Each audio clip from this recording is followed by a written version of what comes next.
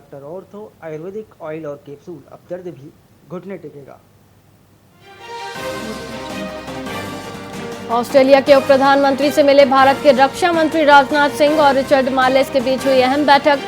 Bharat Australia रक्षा सहयोग पर हुई चर्चा।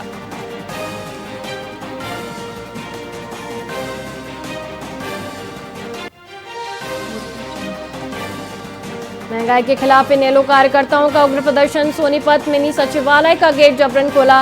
पुलिस ने धक्का मुक्की कर परिसर में घुसे कार्यकर्ता।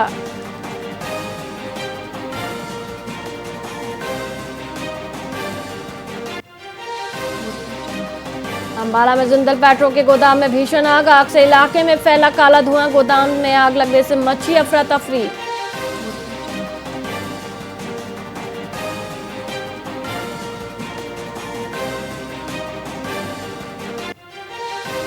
HR सीरीज में नंबर बदलना होगा मुफ्त। पसंदीदा नंबर बदलने पर नहीं लगेगा शुल्क। हाईकोर्ट से वाहन मालिकों को बड़ी राहत।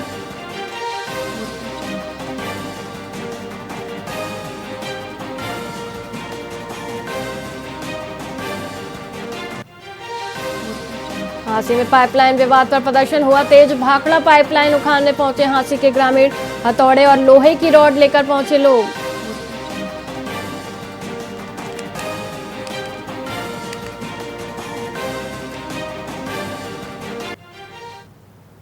नमस्कार, आप देख रहे हैं VIP न्यूज और मैं हूं आपके साथ वैशाली श्रीवास्तव। आइए रुक करते हैं खबरों की ओर। पानीपत में इंडियन नेशनल लोकदल ने महंगाई और बेरोजगारी के खिलाफ सरकार के खिलाफ प्रदर्शन किया। इनेलो कार्यकर्ताओं ने शहर में नारेबाजी करते हुए सरकार पर निशाना साधा।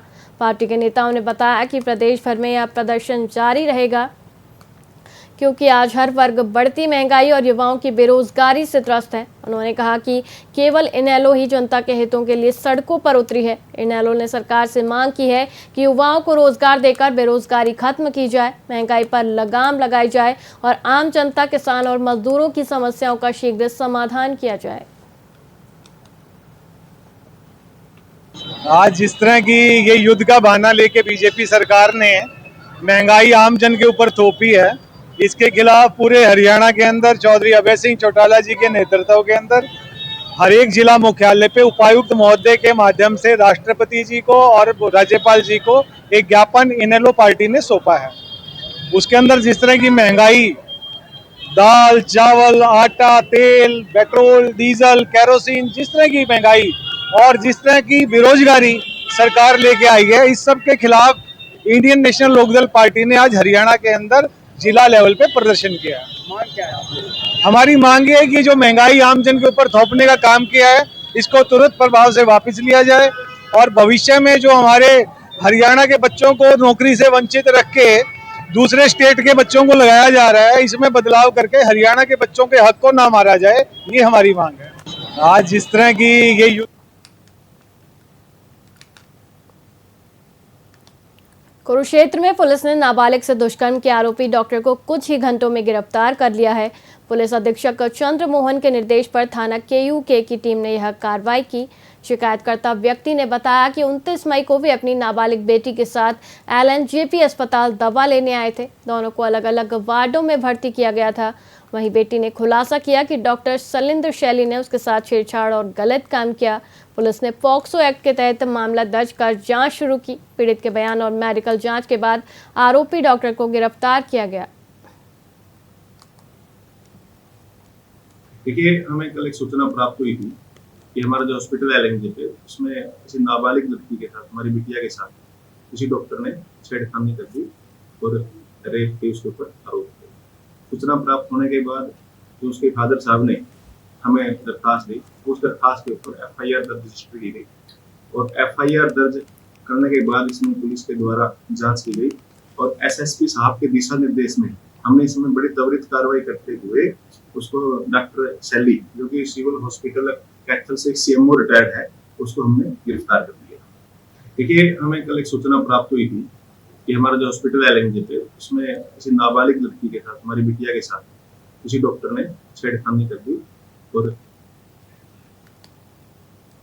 सिरसा में बाढ़, सेम और घग्गर मल्टीपर्पज ड्रेन की समस्या के स्थायी समाधान की मांग को लेकर 3 जून को किसान मजदूर महापंचायत का आयोजन किया जाएगा। अखिल भारतीय किसान सभा ने इसकी तैयारियों के लिए गांव में जनसंपर्क अभियान चलाया। किसान सभा के नेता राजेंद्र औलख ने बताया कि पिछले साल खरीफ की फसलों को सरकारी लापरवाही और प्रशासनिक विफलता के कारण भारी नुकसान हुआ था। हिसार घग्गर मल्टीपर्पज ड्रेन जो बारिश के पानी की निकासी के लिए बनी थी, अब फसलों को डुबो रही है। ड्रेन की सफाई न होना, कच्चे बांध और O2 हेड पर पंप सेट का अभाव इसके जल निकासी में बाधा डाल रहा है, जिससे सेम की समस्या बढ़ रही है।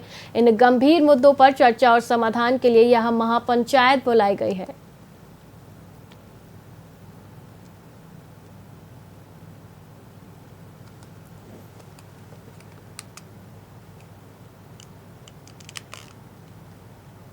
यमुनानगर के साड़ोरा क्षेत्र में असगरपुर गांव के पास थार और काली स्कॉर्पियो की भीषण टक्कर से एक युवक की जान ले ली और 3 अन्य को गंभीर रूप से घायल कर दिया। यह हादसा तब हुआ जब युवक कार में सवार होकर घूमने निकले थे। घटना से कुछ सेकंड पहले का एक वीडियो भी सामने आया जिसमें युवक मौज मस्ती करते दिख रहे हैं। टक्कर इतनी जबरदस्त थी कि एक पेड़ उखड़ गया और कार कई पलटी खा गई। मृतकों की पहचान लाहड़पुर गाँव के पूर्व सरपंच के इकलौते बेटे के रूप में हुई है। घायलों को गंभीर हालत में चंडीगढ़ रेफर किया गया है। पुलिस मामले की जांच कर रही है।